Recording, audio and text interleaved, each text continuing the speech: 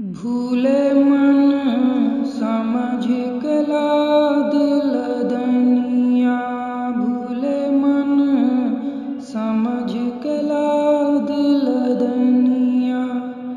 थोड़ा लाद बहुत मत लाद, टूट जाए ना गर्दनिया। भूखो होए तो भोजन पाएले, आगे हाट न बनिया। प्यासो होए तो पानी पी ले, आगे देश में पनिया। भूले मन समझ कला दिल दनिया। कहत कबीर सुनो भई साधो, काल के हाथ कमनिया। भूले मन समझ कला दिल दनिया।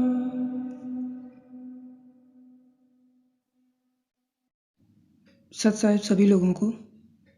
काफ़ी समय से आप लोगों के क्वेश्चन पेंडिंग रह गए थे, आज उनको कवर करने की कोशिश करता हूँ। कुछ स्क्रीनशॉट हैं, कुछ मैंने नोट करके रखे हैं। पहला क्वेश्चन क्या है? आप कहते हो कि परमात्मा घट में आकर प्रकट होता है और जीव को ज्ञान देता है, लेकिन परमात्मा तो अडोल है, अबोल है, फिर कैसे आ सकता है? ओके, समझाता हूँ मैं। ये जो लोग ज्ञान बांट रहे हैं संसार में, इनको परमात्मा पता है, मन पता है, माया पता है, लेकिन शब्द गुरु पता नहीं है। और जो घट में प्रकट होता है वो शब्द गुरु ही होता है, और उस शब्द गुरु को कोई जानता ही नहीं है। इसलिए लोग अपनी अपनी मन मर्जी का ज्ञान बांट रहे हैं। कोई कहता है शब्द गुरु कुछ होता ही नहीं है, शब्द गुरु की पोल खुली। कोई परमात्मा कोई पकड़े बैठा है कि परमात्मा सर्वव्यापी होता है, वो कभी दिखता नहीं है, कहीं आता नहीं है, कहीं जाता नहीं है, क्योंकि उनकी अवस्था उतनी ही है। सर्वव्यापिता के रूप में जो सहायता मिलती है परमात्मा से, उनको अभी उतनी ही मिल रही है, तो उनको ऐसा लगता है कि यही परमात्मा है। जिस दिन उससे आगे की अवस्था उनकी होगी, तब उनको पता चलेगा कि परमात्मा क्या है। तो वो जो शब्द गुरु है उसको कोई नहीं जानता है। ये अपने गुरु ग्रंथ साहिब में रामकली महिला में जो सिद्ध गोष्ठी आती है, उसके अंतर्गत क्या होता है कि जो सिद्ध होते हैं वो नानक जी से गोष्ठी करने आते हैं और उसमें सवाल जवाब होते हैं। तो वो उसमें सिद्ध नानक जी से पूछते हैं कि तेरा कवन गुरु जिसका तू चेला। तब नानक जी कहते हैं कि शब्द गुरु सुरति धन चेला। इसका मतलब ये नहीं था कि सुरत रूपी धन चेला है। पहले क्वेश्चन पूरा देखो, उसके बाद उसका जो आंसर दिया है नानक जी ने उसको समझो कि तेरा कवन गुरु जिसका तू चेला। तो नानक जी ने कहा कि शब्द गुरु सुरती धुन चेला।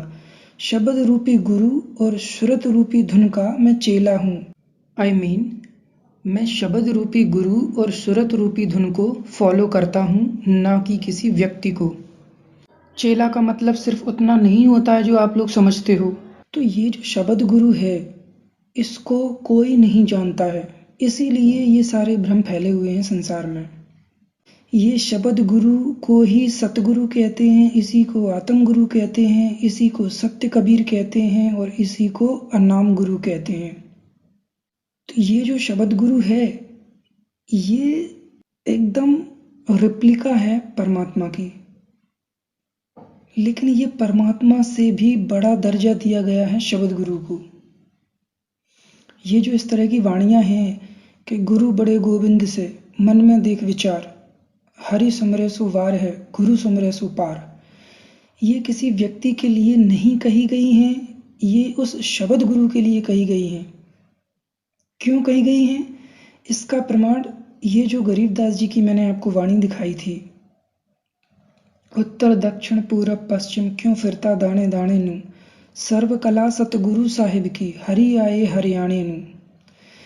इसकी सेकंड लाइन को आप ध्यान से देखो क्या लिखा है। सर्व कला सतगुरु साहिब की। वो जो सतगुरु है वो साहिब की सभी कलाओं से परिपूर्ण है। इस सृष्टि से जीवों को निकालने के लिए परमात्मा ने अपना दूसरा रूप बनाया जिसे शब्द गुरु कहते हैं, और ये शब्द गुरु परमात्मा से भी बड़ा है। कबीर सतगुरु बहुत बड़ा जिन बांध्यो राजा राम। ये जो शब्द गुरु है ये बड़ा इसलिए है क्योंकि इसको फुल फ्रीडम है। उधर परमात्मा अचल है, अडोल है, अबोल है और अकर्ता है, और इधर ये जो शब्द गुरु है ये पूरी सृष्टि का कर्ता है। ये देखिए, ये बीजक की वाणी है। हम करता सकल सृष्टि के, हम पर दूसर नाई, कहें कबीर हमें नाई चीने, सकल समाना ताही। तो वो परम अकर्ता है और ये परम कर्ता है, क्योंकि जीवों को निकालना है ना। अब जो सर्वव्यापी परमात्मा की बात करता है उसको शब्द गुरु का पता ही नहीं है, क्योंकि आत्म अनुभव हुए ही नहीं है। तो जो घट में आकर प्रकट होता है वो शब्द गुरु होता है। ये जो किताबों में, ग्रंथों में ये जो इस तरह के दृश्य दिखाए गए हैं, जैसे ये अनुराग सागर में छपा रहता है कि सामने कबीर साहब बैठे हैं और धर्मदास जी बैठे हैं, ये अंतर की घटनाएं हैं, बाहर की घटनाएं नहीं हैं। अरे ये सत्य कबीर है, ना कि संत कबीर। ये सब अंतर की घटनाएं हैं। तुर्यातीत अवस्था में वो शब्द गुरु आत्म घट में प्रकट होकर जीव को दर्शन देता है, और वो जीव और वो शब्द गुरु आमने सामने बैठकर सवाल जवाब करते हैं। जीव जो भी प्रश्न करता है उसका जवाब वाणी के रूप में जीव को वो देते हैं। जैसे कबीर सागर की मैं आपको ये वाणी दिखा रहा हूँ, इसमें ये देखो, धर्मदास जी जब प्रश्न करते हैं तो उसके ऊपर लिखा रहता है धर्मदास वचन, और जब उसी प्रश्न का उत्तर साहिब देते हैं, वो शब्द गुरु जो घट में प्रकट हुआ था धर्मदास जी के, वो धर्मदास जी को जब जवाब देता है तो उस वाणी के ऊपर लिखा रहता है सतगुरु वचन या सत्य कबीर वचन या जिंदा वचन। कहीं कहीं पे जिंदा वचन लिखा रहता है, कहीं कहीं पे सत्य कबीर वचन लिखा रहता है, कहीं कहीं पे सतगुरु वचन लिखा रहता है। ये कबीर वाणी में जो बताया गया है कि धर्मदास जी को कबीर साहब जिंदा बाबा के रूप में मिले थे, वो सत्य कबीर की बात हो रही है, क्योंकि जिंदा केवल चेतन सत्ता होती है, बाकी तो सब मुर्दा हैं। साधो ये मुर्दों का गांव। ये 5 तत्व की सृष्टि है, ये माया की रची हुई है, और माया मुर्दा होती है, जड़ ब्रह्म होती है, इसलिए उसे मुर्दा कहा गया है। तो जिंदा तो केवल वो चेतन सत्ता होती है, इसलिए वहां पर लिखा रहता है जिंदा वचन। ठीक है। अब इसमें ये जो वाणी है, इसमें ये जो मैंने हाईलाइट किया है कि एक अधर होए आवई, एक अधर होए जाए, एक अधर आसन करे, अधर ही माए समाए। लोग केवल सिर के ऊपर अधर दीप समझते हैं, वैसे वाणी में कितने अधर की बात करी जा रही है, किसी को कुछ पता ही नहीं है। गुरु बन के बैठे हैं, बांट रहे हैं सार शब्द। पता नहीं लोग कैसे चले जाते हैं और क्या लेके आ जाते हैं, किसी से पूछते बताते भी नहीं हैं। तो ये भेद है कि परमात्मा अपनी जगह स्थिर है, वो कहीं आता जाता नहीं है, आत्मा कहीं भी आती जाती नहीं है, ये परम सत्य है। लेकिन ये शब्द गुरु ये परमात्मा से भी बड़ा है। ये जीव के घट में आता भी है, दर्शन भी देता है, बोलता भी है और डोलता भी है। लेकिन ये सब कुछ वैसा नहीं है जैसा आप लोग समझ रहे हो। ये पूरा खेल आप लोगों की सोच से भी परे है। अपना बापू कितना चालू है इसका आप लोगों को अंदाजा भी नहीं है। दुनिया का सबसे बड़ा ठग है। हरि ठग ठगत सकल जग डोले, गोन करत मुँह से मुख न बोले। बापू ने क्या किया, ये जो सृष्टि का खेल रचा है इसमें वो अपना डबल रोल प्ले कर रहा है, एक राम का और एक गुरु का। जैसे फिल्मों में हमने अक्सर देखा है कि एक ही कलाकार 2 भूमिकाओं को निभाता है। जैसे ट्रेलर में हमने देखा कि एक जेल में है और थोड़ी देर बाद दूसरा चोरी करते हुए दिखाया गया। तो जिसने ट्रेलर देखा है उसको ये पता नहीं चल सकता है कि ये वही वाला है या दूसरा है, लेकिन जिसने पूरी फिल्म देखी है उसको भेद पता होता है कि जेल में कौन था और चोरी किसने की। ठीक वैसे ही ये परमात्मा के रूप में जो अडोल है, अबोल है, अकर्ता है, ये इमेज इसने अपनी रखी है संसार के सामने, और शब्द गुरु के रूप में ये खेल खेल रहा है। कोई उसको समझ ही नहीं पा रहा है। इधर परमात्मा अकर्ता है और उधर शब्द गुरु पूरी सृष्टि का करता है। इधर परमात्मा अबोल है, उधर शब्द गुरु घट में प्रकट होकर ज्ञान बताता है। इधर परमात्मा अडोल है, वो घट में आ जाता है, और इधर परमात्मा अदृश्य है, उधर वो दर्शन देता है। ये जो वाणियाँ हैं कि दृष्टि न दी से मुष्टि न आवे, बिन से नहीं निहारा, ये किसने कही हैं? संत कबीर के माध्यम से परमात्मा ने ही कहलवाई हैं। और आगे वो खुद कह रहे हैं कि ऐसा ज्ञान कथा गुरु मेरे पंडित करो बेचारा। वो शब्द गुरु ही ज्ञान आके बता रहा है कि परमात्मा दृष्टि में नहीं आता है और ना ही मुष्टि में आता है, ना देखने में आता है, ना पकड़ने में आता है। खुद ही आके ज्ञान बताता है लोगों को और खुद ही उलझा देता है अपनी दूसरी इमेज के चलते। ठीक है, तो ये भेद था। चलिए नेक्स्ट क्वेश्चन क्या है।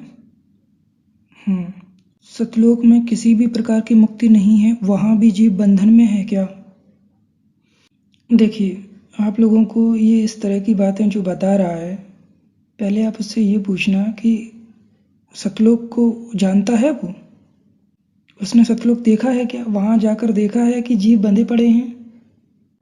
बिन देखे बादेश की बात कहे सो कूर,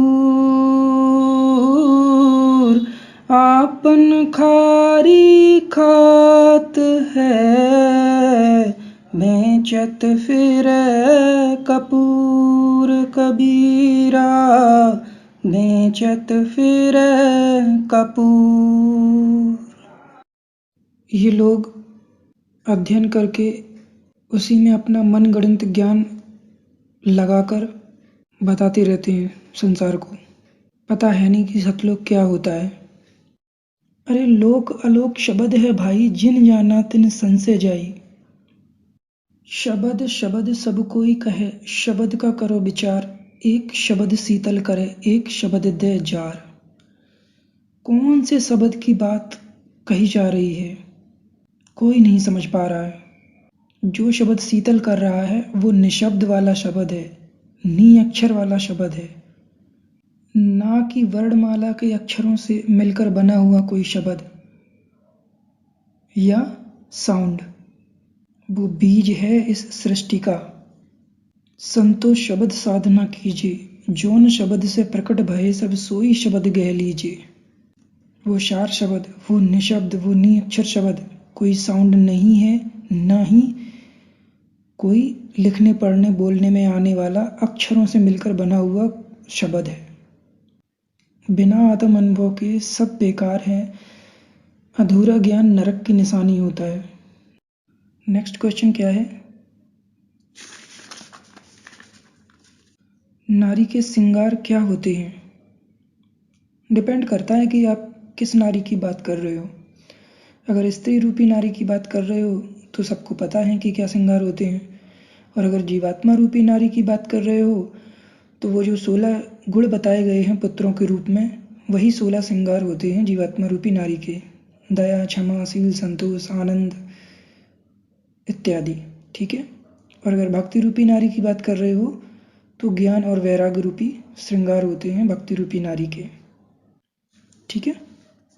नेक्स्ट क्या है। आपने कहा सुषुम्ना में स्थित होना है। जब सुषुम्ना में काल रहता है तो उसमें क्यों स्थित होना है?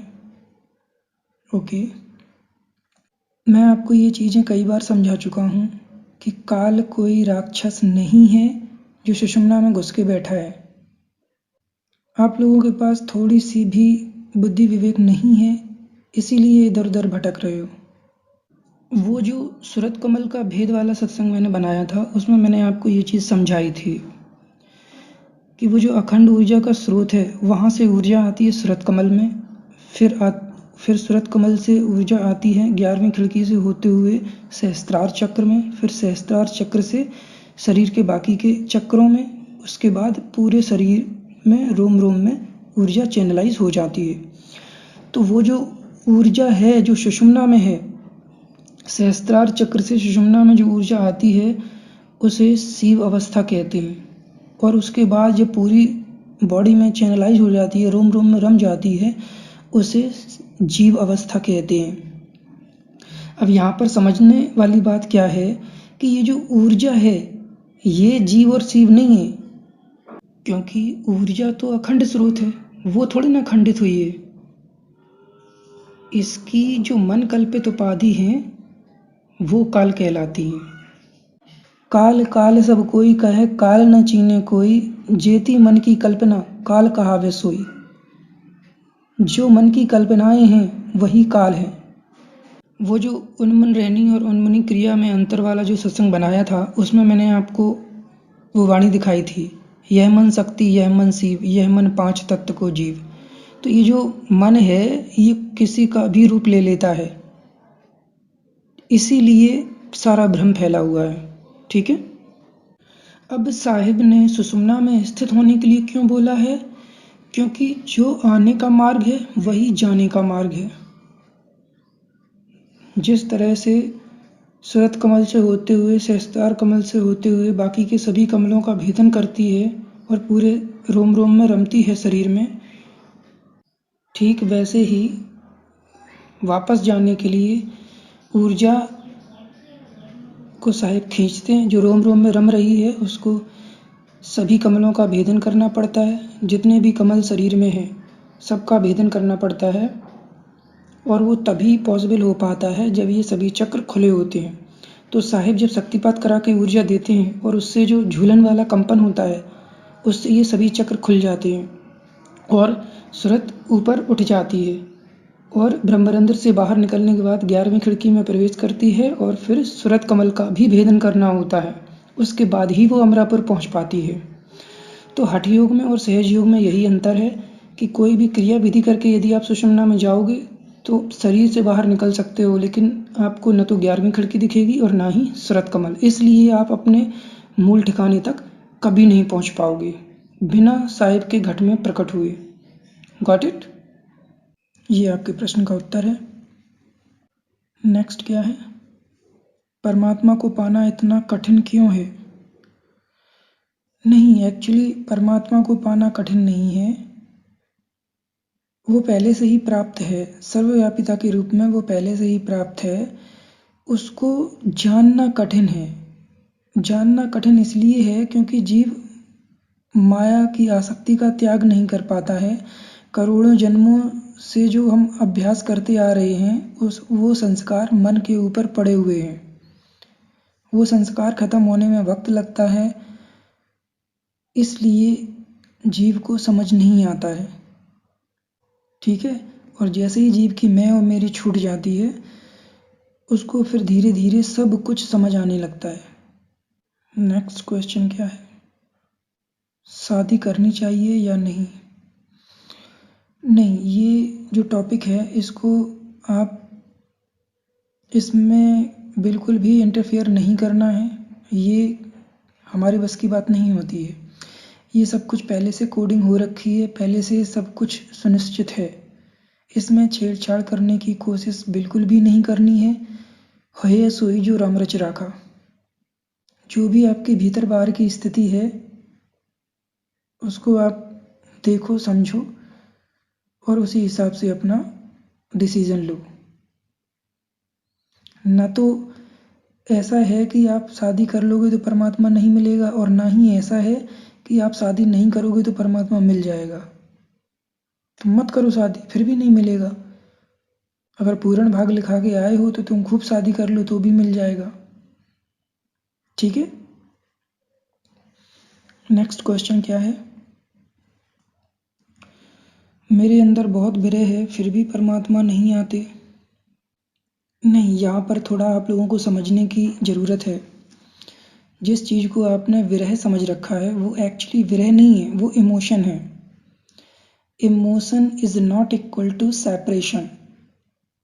इमोशन का मतलब होता है भाव, इमोशनल का मतलब होता है भावुक होना, और विरही का मतलब होता है सेपरेशन। तो सेपरेशन अलग बात है और इमोशन अलग बात है। तुम दिन में 1-2 बार रो लेते हो, उसका मतलब ये नहीं है कि तुम्हारे अंदर विरह है। ज़्यादा इमोशनल होने का सीधा सीधा मतलब है कि आपकी कहीं ना कहीं आसक्ति है।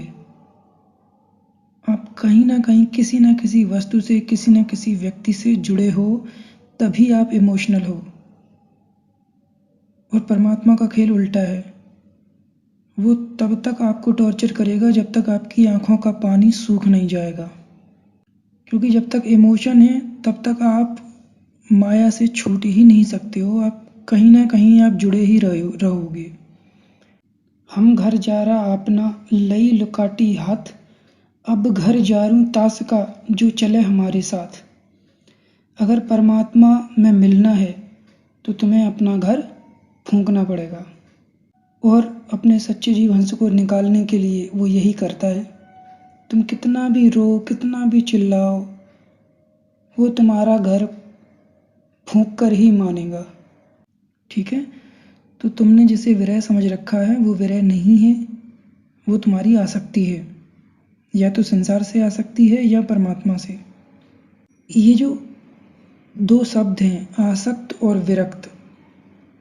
आसक्त का मतलब होता है संसार में आसक्त होना और विरक्त का मतलब होता है परमात्मा में आसक्त होना। तो ये दोनों ही बंधन हैं। विरक्त होना भी बंधन है, वो मुक्ति नहीं है। विरक्त होने का मतलब मुक्त होना नहीं है। इसीलिए गीता में जो शब्द प्रयोग किया गया है वो शब्द प्रयोग किया गया है अनासक्त। ना तो आसक्त और ना ही विरक्त।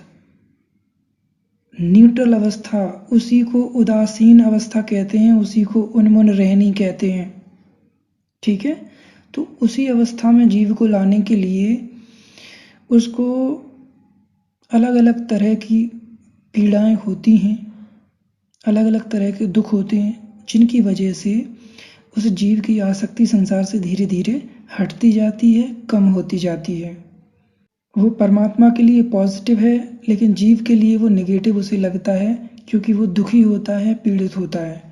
लेकिन उसके लिए वो जो हो रहा है वो अच्छा ही हो रहा है।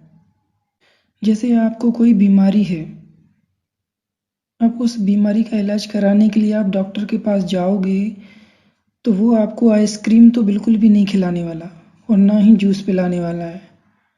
वो उठा के इंजेक्शन लगाएगा या चीर फाड़ करेगा। तुम खूब चिल्लाते रहो, क्योंकि उसका इलाज ही वही है। ठीक वैसे ही जीव की जो संसारी प्रवृत्ति होती है उससे निजात पाने के लिए परमात्मा को ऐसा करना पड़ता है। जो जितना अच्छा बनने की कोशिश करता है उसको उतनी ही कठिनाइयों से गुजरना पड़ता है। तो जब वो पीड़ा होती है उससे तो जीव को दुख होता है, फिर वो परमात्मा को दोष देता है कि मेरे साथ ऐसा क्यों किया। और जो बुरे लोग हैं वो आराम से रह रहे हैं, खूब ऐश कर रहे हैं। जो भक्ति की तरफ बढ़ता है उसको दुख ही मिलता है। तो पॉइंट ऑफ व्यू जब आप बदलोगे तब इन सब चीज़ों को समझ पाओगे। अभी कुछ दिन पहले आप लोगों में से किसी ने मेल किया था, तो इनका जो प्रॉब्लम है वो यही प्रॉब्लम है। क्या लिख रहे हैं मेल में? Brother, I want to ask one thing कि परमात्मा हमेशा इमोशनल इंसान को ही क्यों दुख देते हैं? संसार में लोग अच्छे को ही क्यों गलत ठहराते हैं? परमात्मा पूरी धरती को एक ही बार में ख़त्म क्यों नहीं कर देते? वैसे भी लोग जीवन भर मानसिक पीड़ा से पीड़ित रहते हैं। तो भैया ये आपके लिए ही मैंने ये समझाया है कि जो आपके इमोशन हैं आपको आगे बढ़ाने के लिए किसी भी जीव को माया से छुड़ाने के लिए परमात्मा को ऐसा करना पड़ता है। क्योंकि जब तक आपके आसपास रहने वाले लोग, आपके साथ रहने वाले लोग आपके साथ धोखा नहीं करेंगे, छल कपट नहीं करेंगे, आपको पीड़ा नहीं पहुंचाएंगे, तब तक आपका मोह उनसे ख़त्म नहीं होगा। संसार से मोह छुटाने के लिए वो ऐसा चक्रव्यूह रचता है परमात्मा, जिस जीव को निकालना होता है उसको ऐसे चक्रव्यूह में उलझा देता है कि एक एक करके उसको सभी चीज़ों से, सभी लोगों से नफरत होने लगती है। जब तक नफरत नहीं होगी तब तक आप माया को नहीं छोड़ोगे, ये लिख के ले लो। अगर आप किसी से प्रेम करते हो या आप किसी से बंधे हो तो आप उसको क्यों छोड़ोगे? जब आपको उससे नफरत होगी तभी आप छोड़ोगे। तो इसीलिए वो ऐसा जाल फैलाता है जिसको निकालना है उसके लिए। उसके परिवार के सभी सदस्य, उसके पड़ोसी, उसको जानने वाले सब उसकी बुराई करेंगे, आपके साथ धोखा करेंगे, छल कपट करेंगे, जिसकी वजह से आपको दुख होगा, आपको पीड़ा होगी, आपके आंसू बहेंगे। तो जो पीड़ा होती है उससे हमारे पुराने कर्म कटते हैं। अब निकालने वाले जीव को परमात्मा सजा तो दे नहीं सकते कि फांसी की सजा दे दें उसके कर्मों के हिसाब से। जो भक्ति करता है उसकी फांसी की सजा भी कांटे में टल जाती है। क्यों टलती है? इसीलिए टलती है क्योंकि उसको सजा देने का तरीका साहिब का अलग है। उसको पीड़ा दे देकर उसके पुराने कर्म काटता है परमात्मा। और वो जो लोग आपके साथ बुरा बर्ताव कर रहे हैं, झूठ छल कपट का प्रयोग करके आपकी बुराई कर रहे हैं, आपको धोखा दे रहे हैं, वो तभी तो आपको नफरत होगी उनसे, तभी तो आपका मोह नष्ट होगा। ये मोह बहुत भारी होता है, इसको काटना। गुरु कुम्हार शिष्य कुंभ है, गड़गड़ कार्य खोट, अंतर हाथ सहार दे, बाहर मारे चोट। वो शब्द गुरु जीव की सहायता जब करता है तो बाहर से चोट मारनी पड़ती है उसको। जैसे कुम्हार को जब मिट्टी को घड़े का आकार देना होता है तो वो भीतर हाथ लगा लेता है और बाहर से थपकी देता है, तब वो सुंदर घड़ा बन के तैयार होता है। जैसे लोहे का आकार बदलने के लिए उसको भट्टी में झोंकना पड़ता है, फिर उस पर हथौड़ा चलाना पड़ता है, तब उसका आकार बदलता है। ठीक वैसे ही जीव के मन के ऊपर जो संस्कार पड़े हैं 84 लाख योनियों के, उन संस्कारों को खत्म करने के लिए ठोकना पीटना पड़ता है, जिसकी वजह से जीव को पीड़ा होती है। उस पीड़ा को आप पॉजिटिव वे में लो, अपना पॉइंट ऑफ व्यू बदलो, उसको समझो वो क्यों हो रहा है। अगर आप भक्त ना होते तो आप उन्हीं चीज़ों में खुश हो रहे होते। तो अपना दृष्टिकोण बदलो, जो हो रहा है अच्छा हो रहा है, जो होगा वो भी अच्छा होगा। यही बात गीता में कही गई थी। और ये सब चीज़ें इतनी आसानी से समझ नहीं आती हैं किसी को। ठीक है, तो ये आपके प्रश्न का उत्तर था। चलिए अगला क्वेश्चन क्या है कि मुक्ति मुक्ति सब संत पुकारे, सार नाम बिन जीवन हारे, नी अक्षर बाकी है बाटी, बिन मम अंश न पावे घाटी। इनका तर्क था कि बिना कबीर के अंश के कोई मुक्त नहीं हो सकता है। इस संसार में कोई व्यक्ति आता है जो कबीर का अवतार होता है, ऐसा इनका तर्क था। तो मैंने इनको रामायण की चौपाई दिखाई थी कि ईश्वर अंश जीव अविनाशी, चेतन अमल सहज सुख राशि। इस संसार का प्रत्येक जीव परमात्मा का ही अंश है। तो फिर अब क्या है कि इनकी वाणी में और इस रामायण की चौपाई में कॉन्फ्लिक्ट पैदा हो गया कि इन्होंने जो वाणी पूछी है उसमें जिस अंश की बात करी जा रही है वो किसी व्यक्ति की बात नहीं हो रही है। यहाँ पर ऊर्जा के अंश की बात हो रही है। साहिब जिस भी जीव के पास आते हैं वो शक्तिपात कराते हैं। उस अखंड ऊर्जा के स्रोत से जो शक्तिपात होता है, जो ऊर्जा उत्सर्जित होती है, उसका अंश जब उस जीव के शरीर में प्रवेश करता है उसके बाद ही उसको आत्म अनुभव होना शुरू होता है।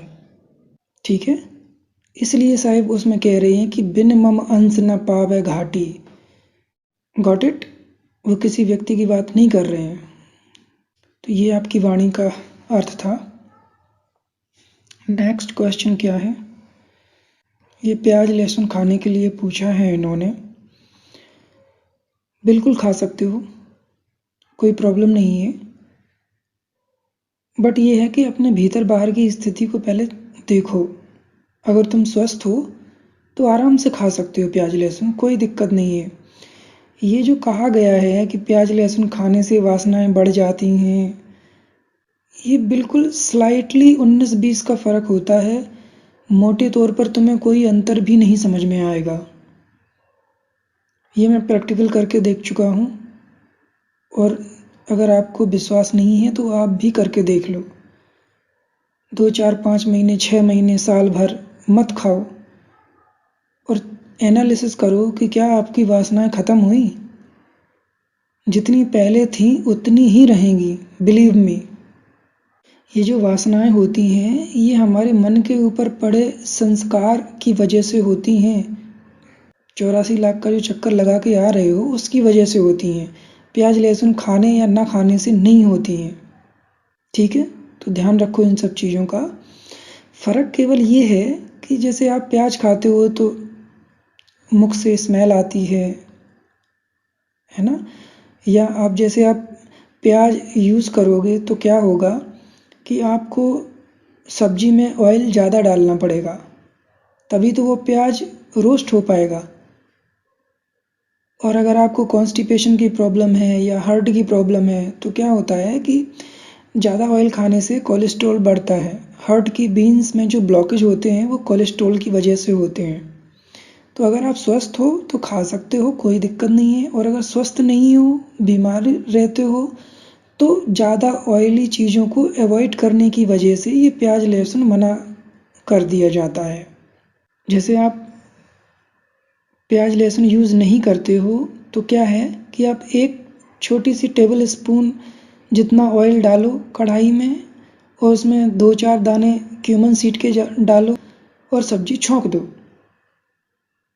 अब वही अगर आप एक प्याज काट के रखोगे तो फिर आपको 1 चमचा तेल डालना पड़ेगा कढ़ाई में, है ना।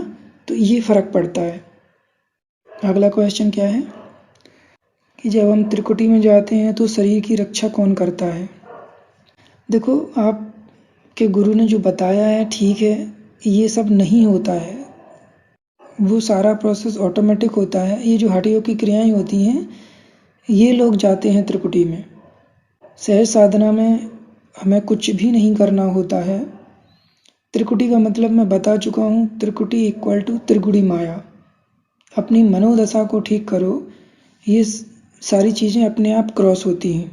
रही बात आपके प्रश्न की कि जब सूरत शरीर से बाहर होती है तो स्थूल शरीर की रक्षा कौन करता है, तो मैंने आपको वो सत्संग बनाया था सूरत कमल के भेद वाला। उसमें मैंने आपको जो हैंडपम्प का एग्जाम्पल बताया था उसको याद रखो कि हैंडपम्प जब आप चलाते हो तो भी पानी आता है, नहीं चलाते हो तो भी उसकी कनेक्टिविटी पानी के स्रोत से रहती है। ऐसा नहीं होता है कि वो हैंडपम्प खराब हो जाता है।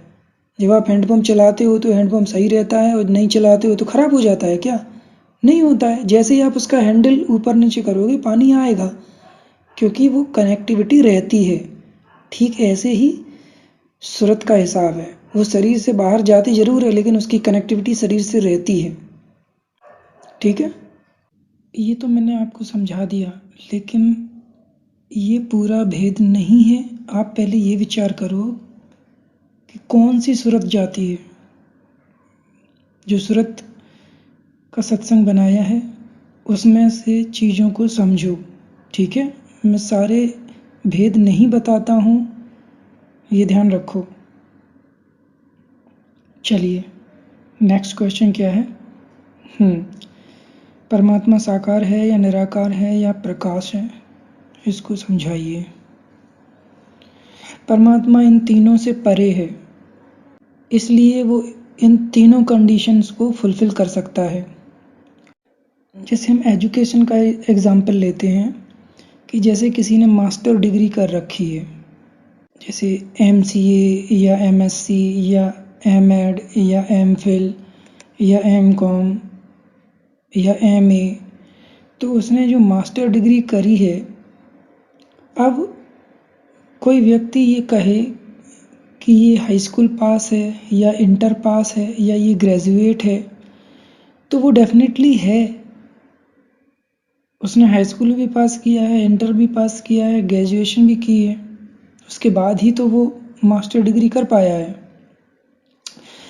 अब लेकिन परमात्मा के केस में क्या है कि ये जो बातें कही गई हैं, साकार, निराकार और प्रकाश, ये इनकी डेफिनेशन बदल जाती है।